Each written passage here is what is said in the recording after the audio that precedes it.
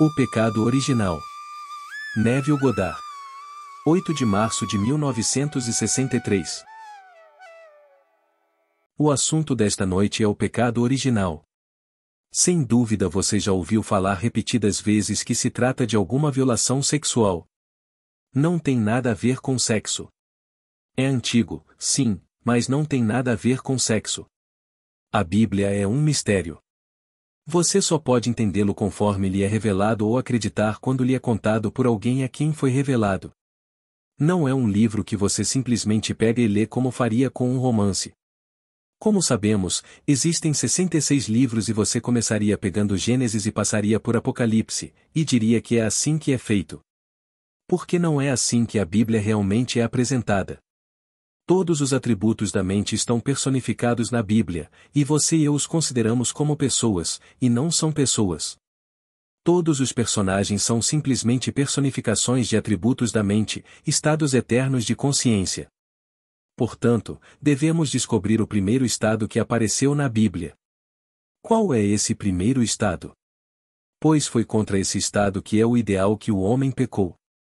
Pecado significa o errar o alvo, ou eu poderia não acreditar ou ignorá-lo.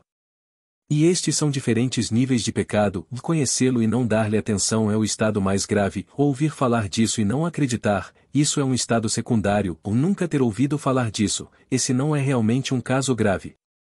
No entanto, todos carregam consigo certas responsabilidades. Portanto devemos procurar na Bíblia esse estado inicial que foi apresentado ao homem. O homem ouviu, mas não acreditou, o homem ouviu e acreditou, mas não encontrou, e o homem nunca ouviu falar disso. Portanto, esse estado inicial é personificado como uma criança. Você lerá isso no capítulo 8 do livro de Provérbios. O Senhor me criou no início do seu caminho, no primeiro dos seus atos antigos. Há séculos atrás eu fui criado, no início, antes do início da terra. Quando ele traçou os fundamentos da terra, eu estava ao lado dele como uma criança, deliciando-me, sempre um deleite diante dele, regozijando-me em seu mundo habitado, deliciando-me com os filhos dos homens. Quem me encontra a vida e obtém o favor do Senhor, quem sente minha falta se machuca, todos os que me odeiam amam a morte. Agora, isso é Provérbios 8 versículo 22, 36. Esse é o primeiro estado configurado. Como lhes dissemos na noite de terça-feira passada, Jesus Cristo não é uma pessoa. Jesus Cristo é este estado eterno, um estado de salvação e uma série de experiências místicas nas profundezas da alma. Se o homem a encontra, passa por esta série de experiências, que o leva a Deus. Porque ninguém vem ao Pai senão por mim. Este é o estado chamado Cristo Jesus. Mas ninguém vem, eu sou o caminho, ou não há outro caminho. Os primeiros cristãos foram chamados de povo do caminho, de como nos é dito no capítulo 9 do livro de Atos e em todo o livro de Atos, o povo do caminho. Pois aqui está o caminho. Eu sou o caminho, a verdade e a vida. Portanto, aqui está um estado personificado como uma criança, como nos é dito no capítulo 11 do livro de Isaías. E uma criança os guiará. Versículo 6. Levá-los para onde? Leve-os ao Pai. Tudo é personificado. Bem, aqui está a personificação do estado inicial que era seu deleite eterno, deliciando-se com seu mundo habitado, regozijando-se sempre diante dele e deliciando-se com os filhos dos homens, esperando que o homem individual o encontrasse. Se o encontrasse, então viria dentro daquele homem que o encontrou o desdobramento da série que o levaria ao Pai. Não há outro caminho para ir ao Pai senão através daquela série que ele estabeleceu. Então aqui, o primeiro estado, é o estado original. O homem ouve e não acredita. Paulo ouviu e Paulo não acreditou. Mas Paulo confessou então na sua primeira carta a Timóteo. Anteriormente eu o blasfemei, e o persegui, e o insultei, mas recebi misericórdia porque agi ignorantemente e incrédulo. Eu não acreditei. Eu ouvi, mas simplesmente não acreditei. E então recebi misericórdia. E assim a misericórdia está em todos nós. Se você não recebe misericórdia, que o liberta completamente de seus atos horríveis, como ele confessou, bem, então é do estado extremo para o estado modificado porque ele nunca ouviu falar disso. Agora ouça este capítulo, o capítulo 12 do livro de Lucas, digamos, do versículo 46 ao 48. É a história de um mestre, e o mestre deu a conhecer a sua vontade aos seus servos. Um servo conhece a sua vontade, mas não a cumpre. Ele não age de acordo com o que sabe que o mestre deseja, então, quando o mestre chega, ele é severamente espancado. Outro servo não sabe, mas faz o que merece uma surra, mas é pouco aproveitado. Você não está livre da responsabilidade de cair em um estado, em qualquer estado deste mundo. Então estou na condição de pobre, tudo bem, vou colher o fruto da pobreza. Mas não sofrerei o espancamento num estado de pobreza comparável ao de vocês que sabem como usar a lei de Deus.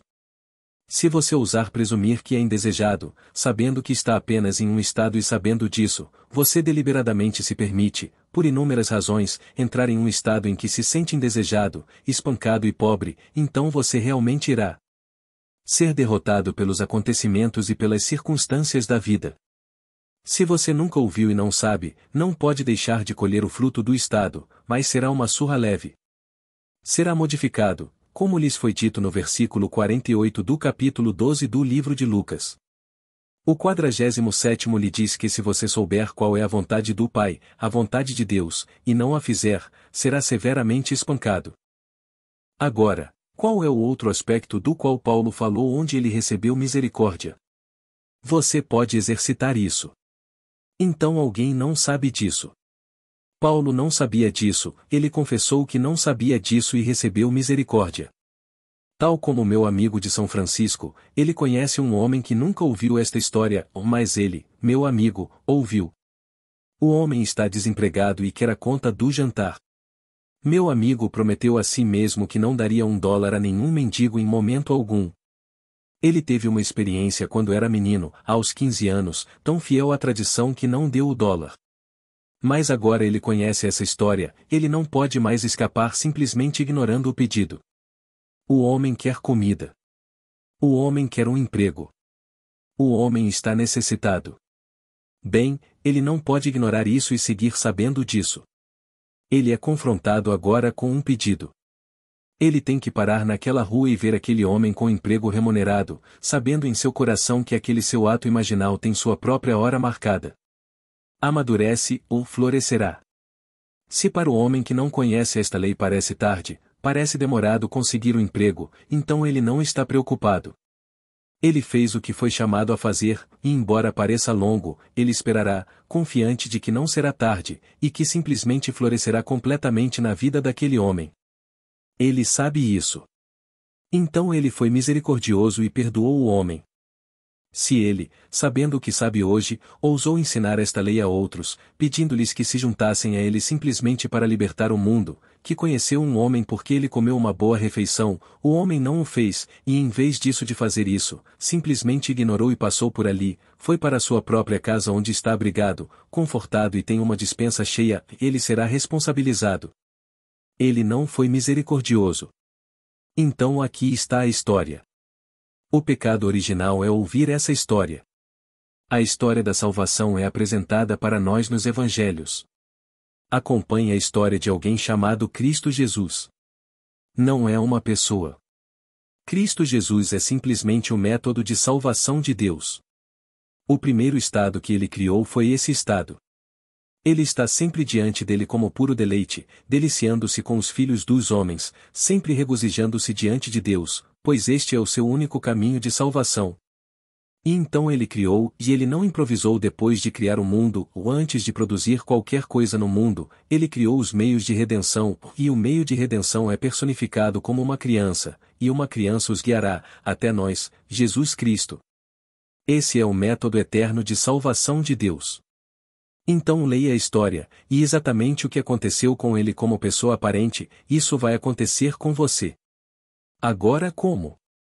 Acredite. A primeira coisa é você ouvir e depois aceitar ou rejeitar.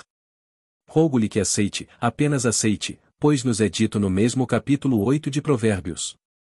Quem me encontra, encontra a vida e obtém o favor do Senhor, quem sente minha falta se machuca, todos os que me odeiam amam a morte. Versículo 35. Ama a morte? Sim, Eles amam este mundo mais do que qualquer outra coisa no mundo. E o mundo aqui que nos parece tão vivo, posso lhe dizer, é o mundo da morte.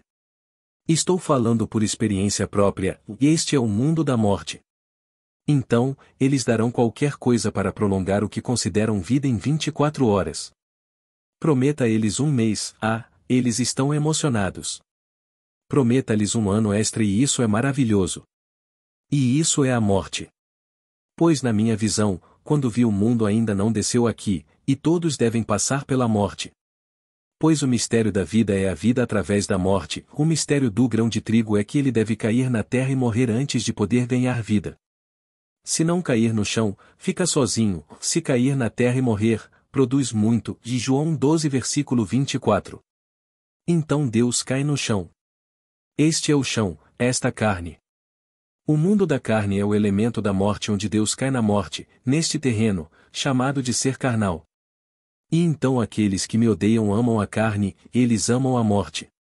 E eles darão qualquer coisa para perpetuar, mesmo que apenas por uma hora, mais um suspiro no mundo da morte. Aqueles que ouvem sabem que o Espírito é o elemento da ressurreição e, portanto, não estão completamente apegados ao mundo da morte. Mas quem ouve e faz tem vida. Aqueles que ouvem, mas não querem fazê-lo, são os condenados, severamente espancados. Espancado apenas para colocá-los de volta nos trilhos e colocá-los nas fornalhas da aflição, esses estados ardentes e ardentes. Aqueles que nunca ouviram falar dele não estão completamente isentos da responsabilidade de cair nesse estado, mas ele está modificado para eles. É diminuído para eles. Eles não estão tão feridos quanto aqueles que sabem disso e que não o fizeram. Portanto, o pecado original começa a ouvir essa história e rejeitá-la ou vê-la de certa forma. Por isso peço que não o rejeite, pois se você o encontrar, você encontrará a vida. No minuto em que você o encontra, toda a série desperta em você, e é o único caminho para o Pai. Então o único intermediário, na verdade, é o caminho, chamado na Bíblia de Cristo Jesus, que não é uma pessoa. É o caminho, uma série de experiências místicas tecidas na alma do homem, que o homem, individualmente, ao encontrá-lo, começa a percorrer. Ele passa por esses estados automaticamente em intervalos determinados, conhecidos apenas por Deus, o Pai. No final, ele desperta e é um com o Pai. Esse é o propósito. Deus está nos trazendo não apenas para o seu mundo, mas nos trazendo para o seu mundo como Ele mesmo. Então, no final, não há ninguém além de Deus. Porque o propósito de Deus é nos dar a si mesmo, como se não houvesse outros no mundo, só Deus e você, Deus e nós. Mas no final, nem mesmo Deus e você, ou Deus e eu, apenas Deus. Mas você, naquele momento, será Ele. Como nos foi dito, Ele deixa tudo e se apega à sua emanação, sua noiva, Gênesis 2 versículo 24. Pois somos sua noiva, como nos é dito no capítulo 54 do livro de Isaías. O teu Criador é o teu marido, o Senhor dos Exércitos é o seu nome. E o marido deve deixar tudo e apegar-se à sua esposa até que eles se tornem uma só carne, um só ser. Então no final, eles não serão nem dois, só você, e você será ele. Então Deus está se entregando a mim, Ele está se entregando a você. E no final, quando Ele completa completamente o seu propósito, só existe Deus, e você é Ele. Portanto, o pecado original é ter ouvido este maravilhoso primeiro estado. Ouça com atenção. O Senhor nos criou no início do seu caminho, no primeiro dos seus atos antigos. Há muito tempo, fui estabelecido no início, antes do início da terra. Quando Ele lançou os alicerces da terra, então eu estava ao lado dele, como uma criança, diariamente era seu deleite, regozijando-me sempre diante dele, regozijando-me em seu mundo habitado, deliciando-me com os filhos dos homens. Aqui estava o caminho personificado, realmente personificado, quando criança. Pois tudo neste mundo é Deus, e Deus é homem, portanto, tudo se torna homem, tudo é personificado. Então o primeiro estado que é personificado Deus é uma criança encantadora, e é o caminho para trazer o homem a si mesmo como ele mesmo. Parece bobo e estúpido, mas não quando você vai às profundezas da sua alma e vê essa personificação de todos os atributos da mente. Há 5 anos, quando minha filha estava no ensino médio, Era um prazer acordar cedo todas as manhãs e preparar o café da manhã para nós dois, depois fazer uma pequena cesta de almoço para ela e depois despedir-se dela enquanto ela ia embora para a escola. Bem, esta manhã, depois que ela foi para a escola, voltei para minha biblioteca onde estou lendo minha Bíblia porque minha esposa dormiu até tarde e nos encontraríamos no brunch. Esta manhã, quando ela saiu e estávamos tomando um brunch, ela disse: "Tive uma experiência muito estranha esta manhã. Acordei, estava sentado na cama, você estava sentado na cama, e então minha mão se envolveu com outra mão. Você se virou e não pude ver o rosto de quem tinha a mão, mas você se virou e evidentemente o reconheceu. Você parecia conhecê-lo intimamente e me disse: Ora, isso é a morte. Então eu disse a você: Eu não quero morrer. Então eu disse a ela: Você tem medo de morrer? Ela disse: Não, não tenho medo de morrer, mas tenho assuntos pendentes. Eu não quero morrer. Eu disse: Tudo bem, se você não tem medo de morrer, tudo bem. Então as duas mãos se soltaram e, quando se soltaram, ela começou. Ela pensou que estava sentada na cama, ela pensou que eu estava sentado na cama ao lado dela, e então ela voltou a si. Esta foi uma experiência nas profundezas de sua alma, onde a morte foi personificada como a mão fria da morte. Você não ouviu isso? Você não ouviu falar do rei dos terrores, das mandíbulas da morte? Todos os poetas o usam. E aqui ela teve a experiência de uma mão real, a mão da morte, que eu, sentado na cama, no fundo de sua alma, o reconheci, e o conheci intimamente. Não tendo medo da morte, perguntei a ela: Você tem medo dele? Ela disse: Não, não tenho medo de morrer. Mas eu não quero morrer. Tenho assuntos inacabados. Naquele momento, quando ela não sentiu medo da morte, as duas mãos se soltaram e ela acordou. E eu não estava na sala, eu estava na minha biblioteca lendo minha Bíblia. Então eu lhe digo, todos os estados da Bíblia que chamamos de personagens são simplesmente personificações desses atributos infinitos da mente humana, que é a mente divina. Então, o que chamamos de criança que os lidera, uma criança os guiará. E eu estava ao lado dele como uma criança. E eu era diariamente seu deleite, regozijando-me sempre diante dele, regozijando-me em seu mundo habitado, deliciando-me nos filhos dos homens. Então vem aquela afirmação maravilhosa. Aquele que me encontra, encontra a vida. Aqui estou me encantando entre todas as pessoas do mundo, tentando incentivar todos a me encontrarem. Se você apenas puder me encontrar, você encontrará a vida. Ele está pedindo a todos que acreditem nele. Como eu o encontraria? Acredite. Acredite no que eu lhe disse. Acredite que é realmente uma série de experiências místicas tecidas na alma de uma pessoa. Acredite. E se você acreditar, talvez esta noite você o encontre. Se você o encontrar esta noite, o primeiro, como uma pequena pétala de uma flor, se abre como uma experiência real. Depois de abrir você sabe por experiência pessoal que é verdade. Você nunca vacilará. Então, num futuro não distante, uma segunda pétala se abrirá e todas se abrirão.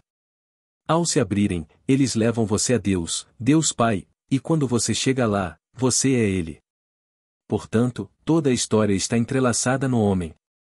Não tem nada a ver com a sua violação de qualquer sexual, o que estaria implícito se você lesse a história de uma determinada maneira. Mas não é nada disso. E posso lhe dizer que a primeira chamada desobediência, que encontramos no 3º capítulo do livro de Gênesis, essa primeira desobediência foi Deus. Como nos é dito no capítulo 11, versículo 32 do livro de Romanos. E Deus entregou todos os homens à desobediência, para que pudesse ter misericórdia de todos. Portanto, não pense nem por um momento que alguma Eva ou algum Adão desobedeceu. Foi Deus quem desobedeceu. Deus ordenou a si mesmo, e a única maneira pela qual ele poderia realizar esse seu sonho fabuloso até florescer completamente era através da brincadeira. Deus entrou em cada um de nós. E Deus é quem desobedeceu. Ele sabia em seu coração que não poderia morrer, mas também sabia que teria a ilusão da morte no mundo da carne. E então Deus desobedeceu ao seu mandamento de Deus. Deus se tornou homem para que o homem se tornasse Deus. E assim ele está imerso em todos nós como nosso maravilhoso eu sou.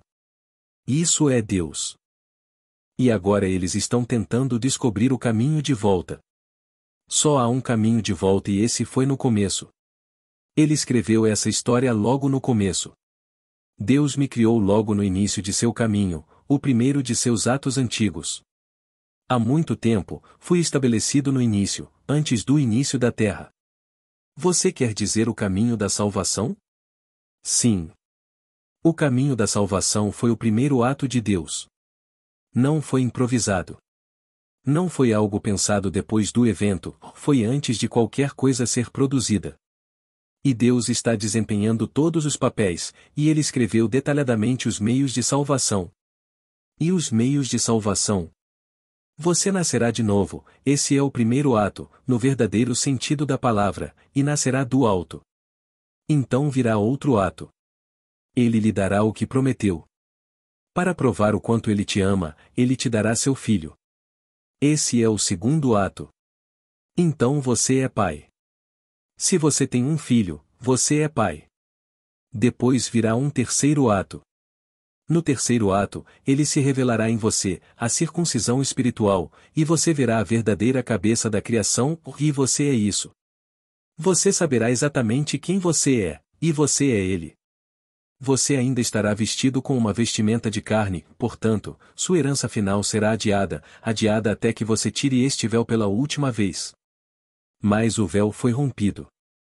Você o usará, mas ele está dividido, então você não estará tão excluído da visão da eternidade como estava antes da abertura do véu.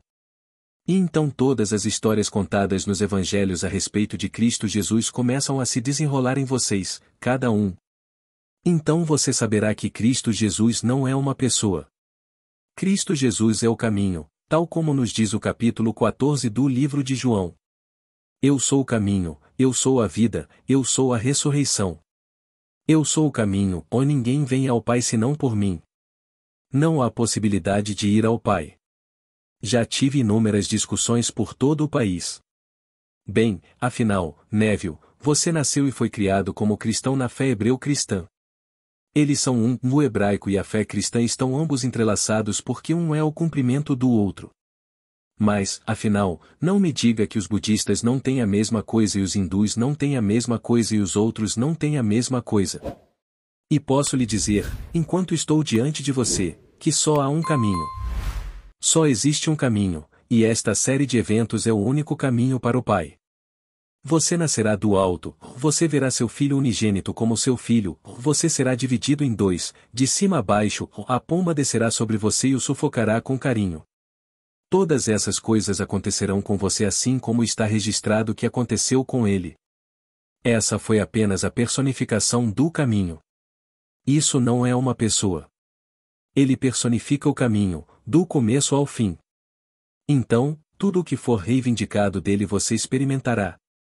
Quando você vivenciar isso, você contará da melhor maneira possível, na esperança de que eles acreditem. Alguns acreditarão e outros não acreditarão. Mas posso lhe dizer, em nosso mundo onde vivemos agora, você já ouviu isso e tem. Depois de ouvir isso, você assume total responsabilidade por todos os estados em que se enquadra. Você será espancado severamente porque ouviu isso. Se você nunca ouviu isso, o julgamento não seria tão severo. Leia com atenção quando voltar para casa e aqui está a história. Acho que é dia 18 de Mateus. Um rei reúne seus servos. Ele quer todas as contas acertadas. Um servo lhe devia 10.000 talentos, e ele não tinha, então o rei ordenou que o homem, sua esposa e filhos fossem vendidos, e tudo o que tinham, para acertar a conta. Ele caiu de joelhos e implorou ao rei paciência e misericórdia. Então ele iria, se o rei fosse paciente, pagaria a tempo. O rei ouviu seu apelo e o perdoou-o completamente. Então o homem saiu e viu um homem que lhe devia 100 denários, agarrou-o pelo pescoço e exigiu pagamento imediato. O homem não pôde pagar e mandou colocá-lo na prisão como devedor. E quando o rei ouviu o que aquele que ele perdoou fez a outro que devia apenas 100 denários, e não 10.000 talentos, então ele o tratou severamente e o jogou na prisão até que todo o talento fosse pago. Mateus 18 versículo 23. Então eles sabem orar desta maneira: Pai, perdoa-nos as nossas dívidas assim como nós perdoamos aquelas. Apenas perdoe o outro. Pai, perdoe-nos na proporção da nossa capacidade de perdoar o outro que nos deve. Então, quando você conhecer alguém neste mundo, não importa quem você outro, não passe por aqui. Não custa um centavo, custa apenas um ato imaginário. Isso levará apenas um segundo. Então pense em alguém que agora precisa de algo neste mundo, mas em qualquer pessoa no seu mundo, e imagine que eles são como você gostaria que eles fossem, mas todos e não levantem um dedo para que isso aconteça. Acredite em Deus. Deus é criativo. Esse seu ato imaginal tem um pequeno intervalo de tempo entre o ato imaginal e sua realização. Como toda visão no mundo, a visão tem sua própria hora marcada, ou amadurece, florescerá. Se parecer longo, espere, porque é certo e não tardará. Abacuque 2 versículo 3. Assim, em seu ato imaginal em relação a qualquer pessoa neste mundo, torne-o amoroso e totalmente maravilhoso. E se você fizer isso, então o abandone. Está feito. Sem o conhecimento ou consentimento do homem, você fez isso por ele. Perdoe todos os seres do mundo e, assim como você perdoa os outros, o Pai Celestial perdoa você. E então você pode não saber, mas no momento em que fez isso, está realmente feito, embora ainda não tenha aparecido no mundo dos efeitos, nesta intensidade muito, muito baixa. Isto é muito baixo. Mas você acredita e tenta. Mas você foi exposto a isso, e ninguém que tenha sido exposto a isso a partir daquele momento está livre de uma surra severa. Se você não estiver exposto a isso, a surra é leve. Se você for exposto a isso e sentir pena de si mesmo, a surra será muito forte. Nenhum homem pode se dar ao luxo de sentir pena de si mesmo ao ouvir que estes são estados infinitos de consciência nos quais a alma, movendo-se para Deus, cai, consciente ou inconscientemente. Então, se você sentir pena de si mesmo sabendo que está em um estado, quando alcançar o fruto desse estado, ele realmente será grave. Portanto, peço-lhe que não sinta pena de si mesmo, que não sinta pena, simplesmente saia de um estado para outro e se perca nele como se fosse verdade. Num futuro não distante, você colherá os frutos desse estado. Pois ouça o que ele nos diz. Você conhece a árvore pelos seus frutos, a árvore boa dá frutos bons, e a árvore má dá frutos maus. Então, se isso é realmente certo, que está é a lei da colheita idêntica, que estou num estado e não posso colher o fruto de qualquer estado que não seja aquele estado para o qual entrei consciente ou inconscientemente, então nós experimente esta noite. Pegue alguém neste seu mundo que você gostaria de ajudar e veja-o como você gostaria de vê-lo, como gostaria de ver qualquer pessoa, e acredite na realidade do seu ato imaginal e esse ato acontecerá. Passar com a mesma certeza que estou aqui. Mas você é responsabilizado por isso. Você deve fazer isso. Portanto, o pecado original é ter ouvido esta história do plano de salvação de Deus. Preparei um caminho para o retorno dos meus exilados. A primeira coisa que fiz, disse ele, foi preparar o caminho. Eu não os bani e depois inventei um jeito, improvisei um jeito e eu preparei o caminho no começo. Ele planejou tudo o que saiu e como será estabelecido. Então ele preparou o caminho, e o caminho nos é contado na história de Jesus Cristo. Então nós o lemos, e as igrejas nos encorajam a lê-lo como a história de um homem. Não, a história de Jesus Cristo é como um ator num palco. Quando ele atravessa o palco, ele representa um papel, e o público entende ou não. Se eles não entendem, não são responsabilizados. Se eles entendem e não acreditam, então a surra é severa. Se eles entenderem e fizerem um esforço, mas ainda assim não encontrarem, então leia o segundo. Primeiro. Quem me encontra tem vida e obtém o favor do Senhor. Quem sente minha falta se machuca, isso não é fatal, ele se machuca, todos os que me odeiam amam a morte. Eles podem odiar a história depois de ouvi-la, pois gostam das panelas de carne. Eles gostariam de estar aqui mais do que em qualquer outro lugar do mundo.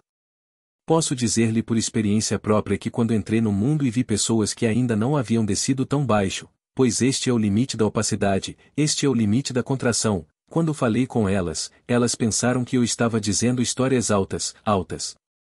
Eles não podiam acreditar que eu tinha acabado de vir deste mundo e que voltaria a este mundo porque vim para lá conscientemente. Então, quando olhei para eles e os vi, alguém que esteve aqui anos atrás me disse, e nunca o encontrei aqui, ele era alemão, Heine, você conhece as obras de Heine, e Heine me disse. Sabe, Neville, eles não falam da terra como terra, eles chamam a terra de floresta e não acreditam que alguém que alguma vez vai para Voodlan poderia voltar para o que eles chamam de vida. Porque a floresta, é a terra, é o limite da contração, o limite da opacidade, e então quem está aqui está na floresta. É uma conquista tremenda estar aqui porque você não pode dar meia volta e ouvir essa história e encontrar Deus até chegar aqui. Você deve atingir o limite da contração antes de poder ouvir a história da salvação.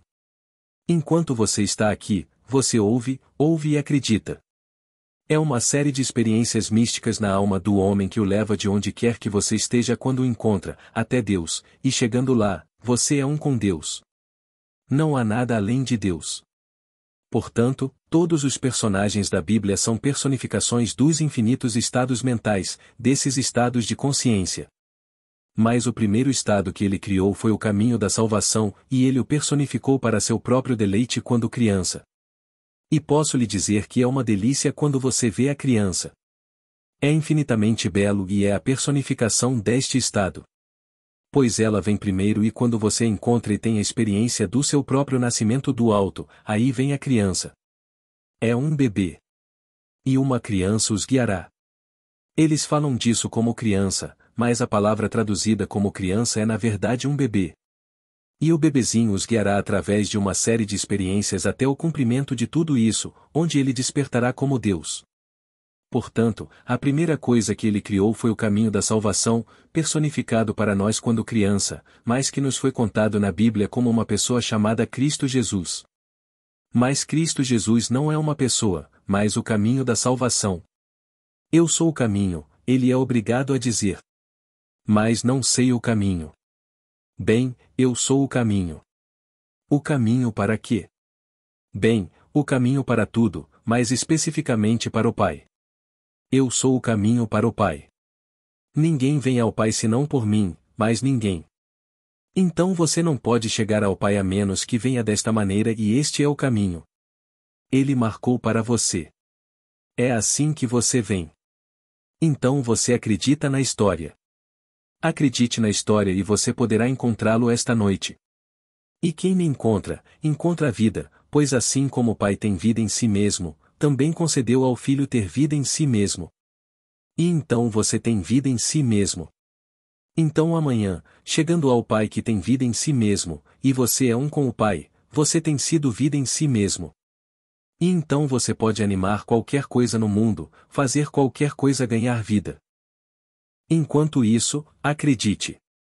Acredite e eu prometo a você que é meu desejo sincero que antes de deixar esta plataforma, sempre que eu a deixar no futuro, que muitos de vocês, se não todos vocês, possam me dizer que tiveram a mesma série de experiências porque vocês têm que tê-los de qualquer maneira. Mas não consigo pensar em nenhuma emoção maior para mim do que ouvir você me contar que aconteceu comigo ontem à noite e me contar a história que sei que você vai me contar. Porque todos devem ter, então você está a caminho do Pai, e quando você chega lá, você é um com o Pai. Porque sou um com o Pai, quando você chega lá, você e eu somos um, e ainda assim não perdemos nossa individualidade distinta. Porque é o mesmo Pai, então temos o mesmo Filho. E foi assim que ele configurou tudo no começo. Antes de fazer qualquer coisa, ele criou esse estado. Agora vá a este nível e pense em um amigo que você gostaria de ajudar. Deve haver algum amigo que hoje sabe que gostaria de ter um emprego remunerado. Independentemente do que ele ganhou no passado, independentemente dos números que você vê nas manchetes dos jornais hoje, esqueça isso. Tudo é possível para Deus. Eu não me importaria se você dobrasse o número de desemprego em 10, isso ainda não impede que seu ato imaginal funcione. Mas você pega um amigo, traz-o à sua mente, e vê-la empregada de forma remunerada, ganhando mais do que jamais ganharam antes. Não levante um dedo para fazer isso, mas apenas imagine que é assim. Deixe assim e acredite em Deus. Deus é a sua maravilhosa imaginação. Deus é o seu maravilhoso eu sou que está imaginando. Então acredite. Saiba em seu próprio ser que é necessário um intervalo chamado incubação entre o que você imaginou e a realização, o nascimento, desse estado. Portanto, não fique ansioso no intervalo. Você imaginou. Você ainda está imaginando. Você continuará a imaginar isso até que o que você imaginou seja completamente exteriorizado em seu mundo. Experimente agora com alguém. E não conte a eles o que você fez. Não peça nenhum elogio. Não conte a ninguém neste mundo o que você fez.